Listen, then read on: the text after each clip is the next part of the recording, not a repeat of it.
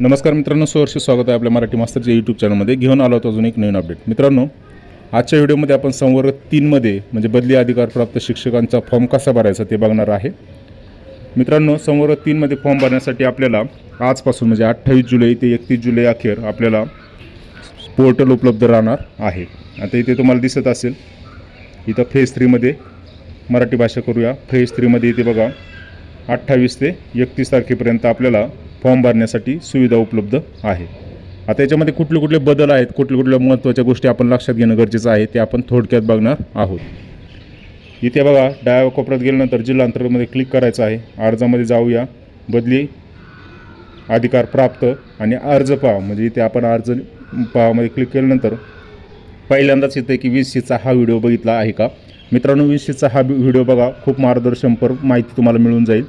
आणि त्याच्यानंतर आपल्याला टिकमार्क करून हा ॲक्सेप्ट करायचा. व्हिडिओ नक्की बघा. त्याच्यानंतर इथे बघा आपल्याला संवर्ग 3 मध्ये आपली माहिती येते जनरल, आणि त्याच्यामध्ये त्याच्या खाली आपल्याला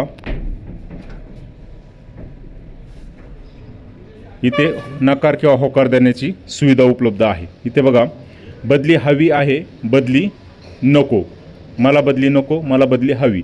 तुम्ही जर बदली नको म्हणून निवडलं तर म्हणजे बदली हवी आहे असं निवडलं यस, तर तुम्ही 1 युनिटमध्ये बदली करायची आहे का.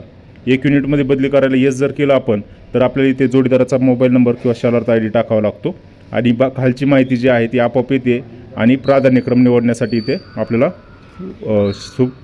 पोर्टल प्राधान्यक्रम निवडता येतात. आता इथे एक एकक नको आहे म्हटल्यानंतर नो करूया. नो केल्यानंतर आपल्याला डायरेक्ट प्राधान्यक्रम निवडता येतात. आता इथे प्राधान्यक्रम निवडायला गेल्यानंतर आपल्याला दिसतंय की आपल्याला कमीत कमी 30 प्राधान्यक्रम इथे द्यावाच लागतात. एक प्राधान्यक्रम देता येणार नाही. बदली अधिकार प्राप्त शिक्षकांना 30 प्राधान्यक्रम द्यावेच लागणार आहेत. आता इथे तुम्ही तुमच्या तालुका निवडा. तालुक्या म्हणजे ज्या तालुक्यामध्ये जायचं आहे तिथे तालुका निवडल्यानंतर शाळा निवडामध्ये आपण शाळा दिसतात. आता ह्या सगळ्या शाळा ज्या आहेत त्या बदली पात्र शिक्षकांची रिक्त पदे दाखवलेली आहेत. त्याचप्रमाणे निवड रिक्त पदाच्या शाळासुद्धा आपल्याला इथे निवडता येतात. आता बऱ्यापैकी माझ्या मते इथे तो एरर निघून गेला असेल की एक्सेस शिक्षकांचा वगैरे इथे एरर निघून गेलेला असावा. इथे आपण जेव्हा नाही निवडतो, मला बदली नको आहे, तर इथे विन्सीचं म्हणणं आहे की नाही हा पर्याय निवडल्यास याचा अर्थ असा होणार नाही की तुम्हाला बदलीसाठी सूट मिळाली आहे. याचा अर्थ केवळ असा आहे की तुम्ही बदली अधिकार प्राप्त फेरी रद्द करत आहात. पण जर तुम्ही बदलीपात्र असाल तर तुम्ही बदलीपात्र राऊंडमध्ये तुम्हाला पुन्हा फॉर्म भरावा लागणार आहे. तिथे तुमची बदली होणार आहे. तर तुम्ही बदलीपात्रमध्ये सुद्धा असाल तर तुम्हाला इथे नो केले तरी संवर्ग 4 मध्ये फॉर्म भरावा लागेल. आणि इथे जर यस केलं तर संवर्ग 3 मध्ये तुमची बदली होऊन जाईल.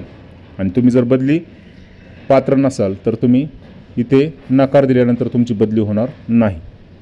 आता इथे खाली प्राधान्य निवडामध्ये गेल्यानंतर आपल्याला प्राधान्य निवडामध्ये तालुका निवडायचा आहे, शाळा निवडायची आहे आणि सेव्ह करत शेवटी सबमिट करून आपल्याला OTP टाकून आपला फॉर्म सबमिट करायचा आहे. आता ही प्रोसेस बऱ्यापैकी आपल्याला माहीत असल्यामुळे मी पुढे प्रोसेस दाखवत नाही.